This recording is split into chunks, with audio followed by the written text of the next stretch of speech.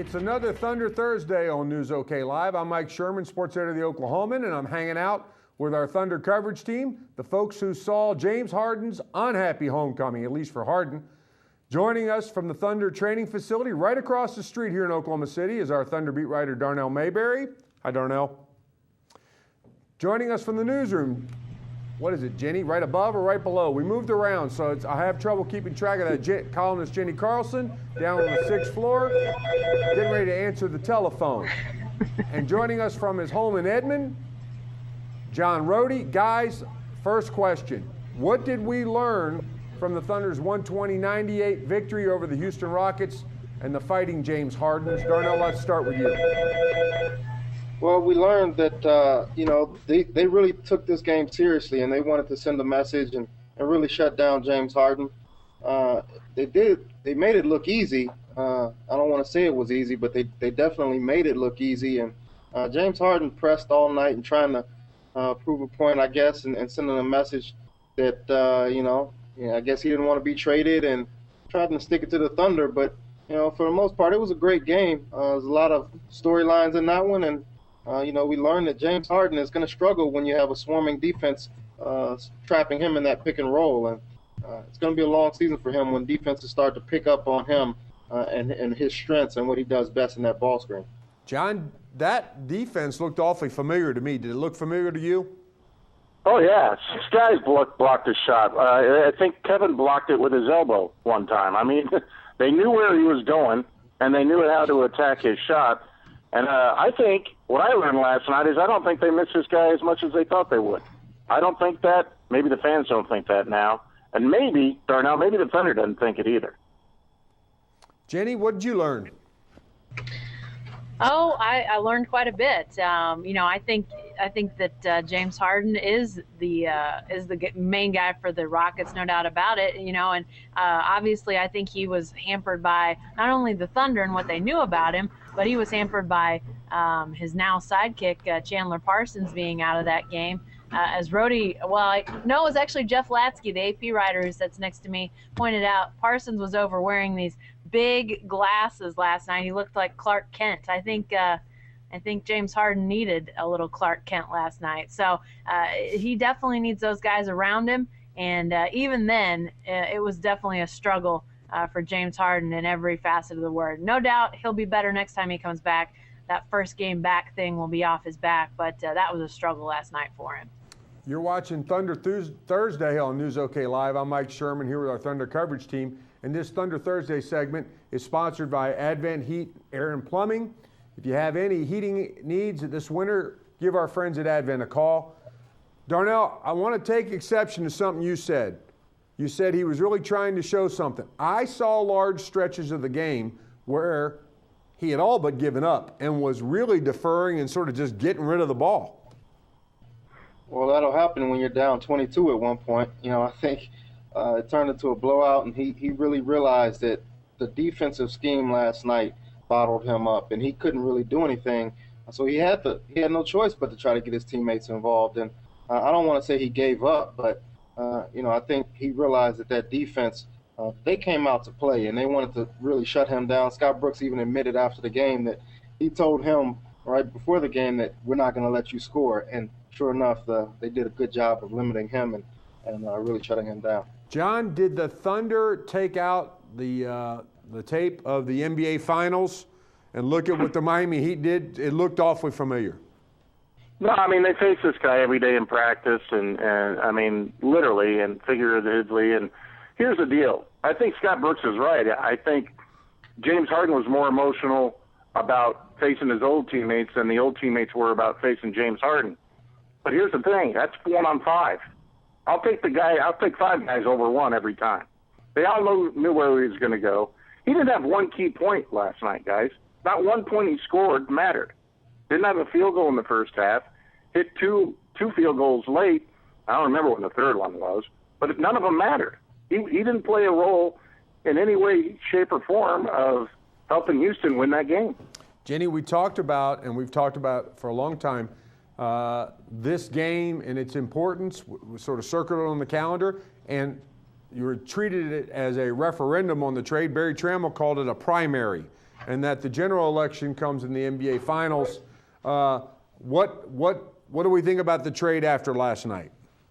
Well, I think we should now hitherto call it the Daquan Cook trade. I mean, obviously, he was the more valuable of the two last night.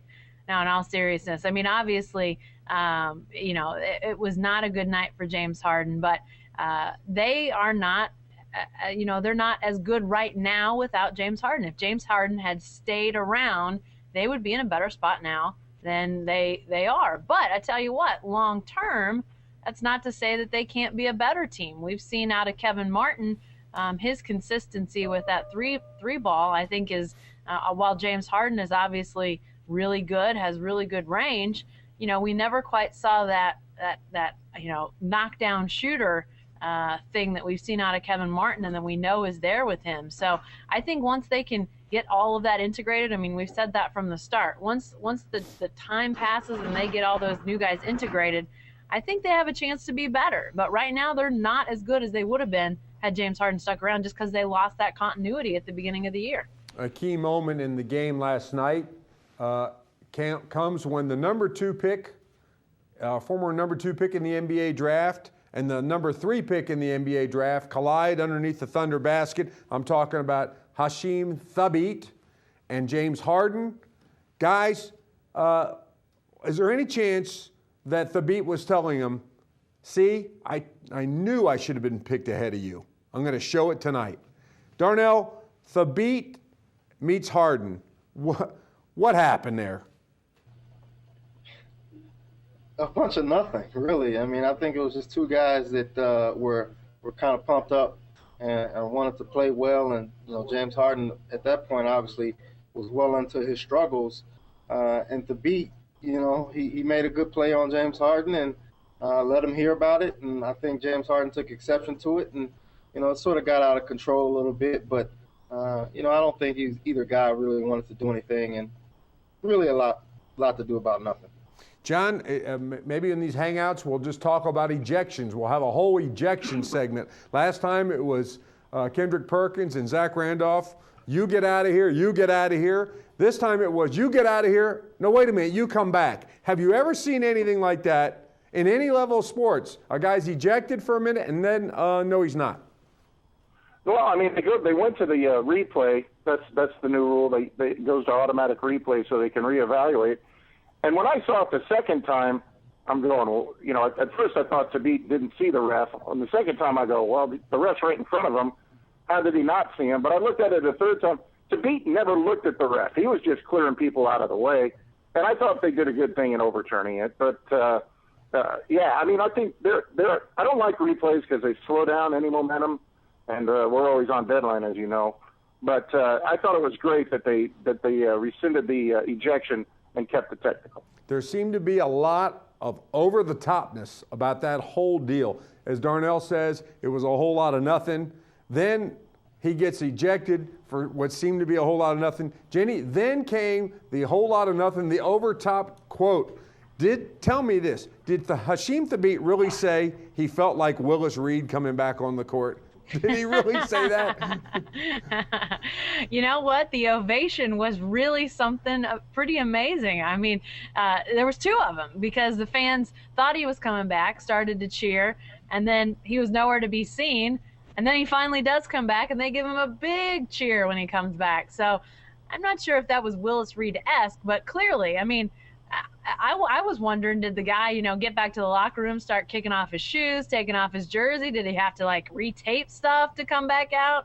I was a little bit concerned he might be back there trying to get all of his gear back on. But, it was a pretty loud ovation, but, it was a little bit weird. I think what happened was he had his hand sort of behind him when Mark Davis, the official who initially threw him out, sort of came up on him to try to get him out of there, and he didn't know it was a referee, and he started to push him back. And then he finally did see it was a referee and kind of still kept pushing. So, I was with Rohde. I thought it almost looked worse the more I looked at it, but at the same time, I thought it was a lot of just posturing and probably for the best that he got to come back. But it was kind of a cool moment for a guy that hasn't had a whole lot of standing ovations for Hasheem Thabeet to get that on a night that was James Harden night for sure. Darnell? Yeah, hey Sherm, I think Scott Brooks is the one who said it was like Willis Reed. I guarantee you, Thabeet has no idea who Willis Reed is. Okay, thanks for correcting me, John. I did read that in your notebook, and I thought, wait a minute here. This guy posturing from Hasheem Thabeet until this season would have been taken as a sign of life and would have merited standing ovations in other NBA arenas. But now, turns out there are signs of life with Hasheem Thabeet. Darnell, David Thorpe on the True Hoop blog on True Hoop TV today labeled him as one of 3 players sort of who can resurrect his career, talk glowingly of the way Hasheem Thabeet is playing. So I got 2 questions for you. Is it Hasheem Thabeet or Hasheem Thabeet? Clear this up for us. Let's just call him Hash. I mean, I honestly don't know. I call him Hasheem Thabeet, but all I know is he's been playing well this season. And David Thorpe's thing kind of, I don't know if, what to read into that, because he also included him with Lamar Odom. And the day Lamar Odom resurrects anything with his career, that'll be the day. But I wouldn't want to be lumped in with Lamar Odom if I was Hasheem Thabeet. But he's been playing well this year. He's rebounding, he's blocking shots, and he's been a presence in the paint. And he is sort of carrying himself as sort of a tough guy these days, and really posturing a lot on the court. But I think he needs to do that really to get his confidence up and really show that he can be a player in this league. John? Hey, Sherm, I was on the Houston bench talking to Coach Sampson when Thabeet walked over, and I've heard it's tough, like ta-da, although he doesn't do much ta-da stuff. But and he was over there, and he very congenial meeting with Coach Sampson and everything, and they all like him as a person. So I asked Coach, I go, what's the deal with him? Why is he not panned out? And Kelvin basically said he doesn't want to play basketball. And I go, what do you mean? He goes, well, the few times that he did play, or he didn't play very many minutes, and when you don't play many minutes, you're assigned to do conditioning afterward or beforehand, and you just got to stay in shape. He wasn't willing to do that. And those are the stories we heard before he came to the Thunder. But since he's been to the Thunder, they are the first team to really embrace him. Memphis definitely did embrace him. Houston, he wasn't there long enough. Portland wasn't there long enough. But the Thunder has made it a point to give him positive feedback, to say, you matter to us. Stay with it. You're getting better. And he's responded. He's in better shape now than he's been in the past. I think this would be one of Sam Presti's biggest finds if he can make a player out of this guy that other people, Jenny, seem to have to talk into playing basketball. Yeah, I mean, I definitely think that's right. And, he's definitely shown the motor that he didn't show anywhere else. We were Rohde had recounted that conversation last night between the 2 of us, and we were, sort of talking about it. I think we all remember when the Hornets were here and J.R. Smith was on that roster, and it just never meshed, he and Byron Scott. There was just never a meshing there. Byron Scott was a guy that, he was Showtime Lakers, and everybody takes care of their business. And J.R. Smith was not at that point in his career then, and frankly will probably never be at that point in his career. He needed a little more hand-holding, and it was not a good fix for him to be a rookie with Byron Scott as the head coach. And I have a feeling that Hasheem Thabeet has found several not good fits around the league over the last couple of years, but this one seems to be working. And if they can continue to get good production out of him off the bench, that's going to be huge, because this is an area where they were really wondering what was going to happen once they let veterans go from last year, once they let Cole Aldrich go in that trade.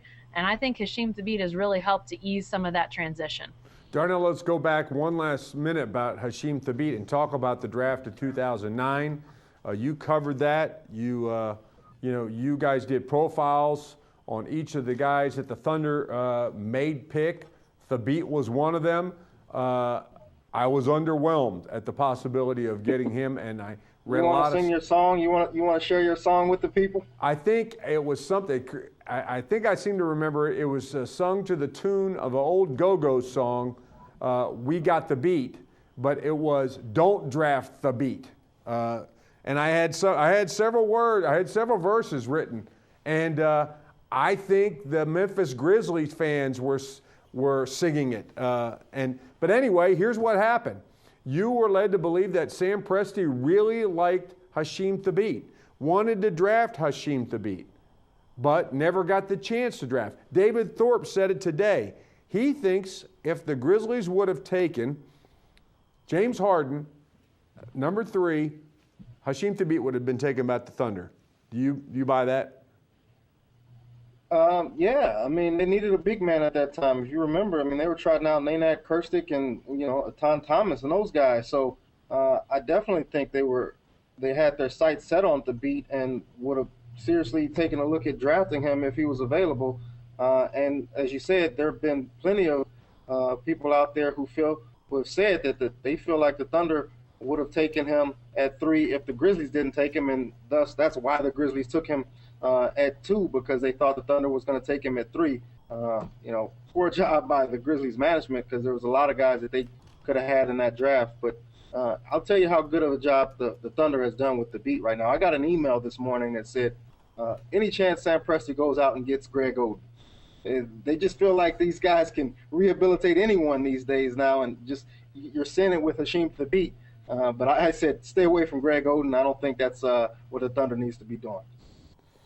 Guys, let me ask you, take a question off the live chat on the newsok.com live page right now. And the question comes from Burton. There's a lot of chatter saying that another move could be in the works for the Thunder. What kind of player could come in and make an impact? My guess, a point guard or a center. Darnell and John, do you see the Thunder needing to make a move, thinking about making a move? What's a logical move? John, you first. Well, I mean, Darnell wrote about Eric Maynor, and his numbers aren't the same, and his quickness is not the same, and his decision-making isn't the same, and his running one-hander isn't the same. It's not going well for Eric. But, I mean, he's not killing him, but he's not helping him. And if it takes the Thunder this long to adjust to Kevin Martin, and that's gone pretty much at the speed of light, if you ask me, they have adjusted quickly. Do you want to readjust? One readjustment of the season's enough. Do you want to readjust? I don't think so. So personally, I don't see a move, but maybe Darnell feels differently.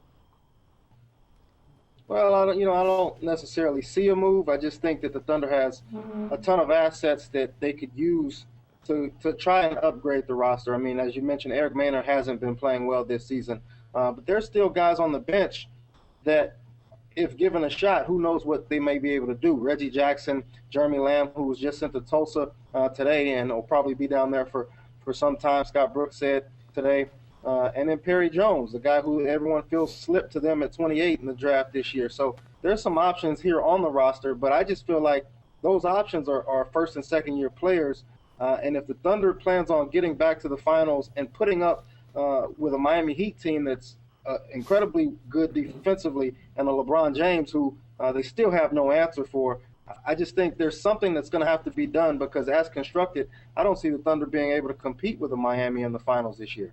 Guys, the bench has been the question all season. We've written about it a lot of different ways. Darnell, you were the latest, wrote about it, I believe, on Monday or Tuesday about Eric Maynor and his struggles. This will take us back to Thabeet for a second, but at this point, would you, either of you or any of the three of you, say that the Thunder is better off right now at backup center than they were at the end of last year? In other words, is Thabeet better than Nazr Mohammed for this team?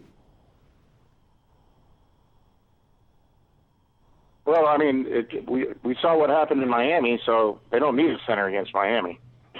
They'll go small against Miami. But, Thabeet's 7'3" and playing like it.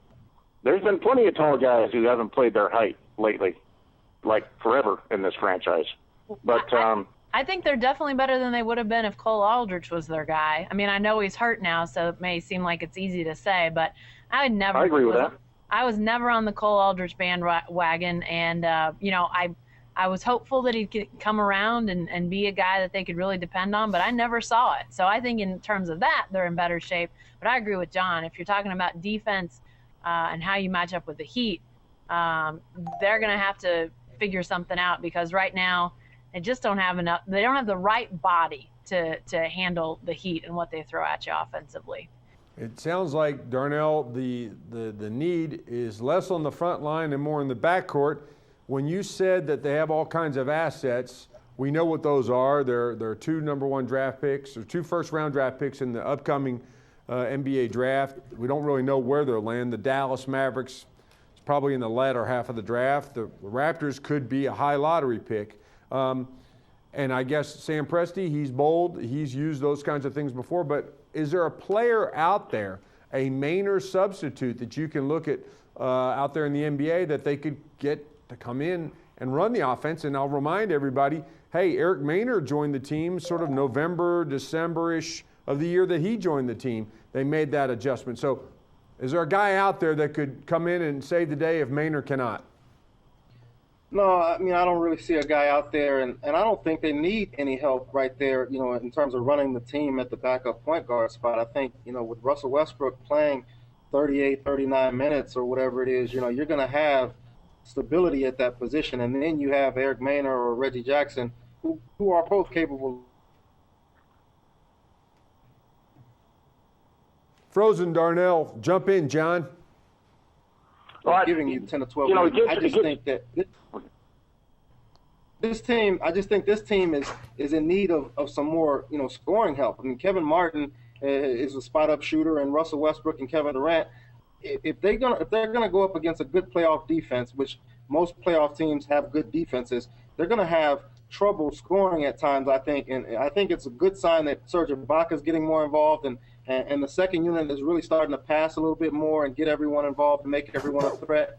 But I just think that there's going to be a time when there's too much pressure on Russell Westbrook and Kevin Durant, and they might not have enough options to score effectively without someone else. Who do you see, John? Is there anybody out there Thunder fans should be watching on League Pass to scout?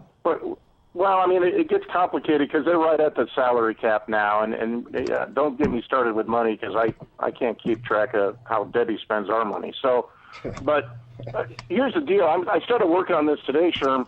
The fifth best lineup, the fifth best actual lineup for the Thunder is its starting lineup. So they've got the parts. It's who's playing and when they play and so forth. So it'll definitely be mix and match. And by the end of the season, they'll be down to 8 players. If they can get 8 players clicking at the right time, 8.5 players clicking, they'll go as far as, you know, as they can go. Jenny, should I take your opening comments as a ringing endorsement for bringing back Daquan Cook?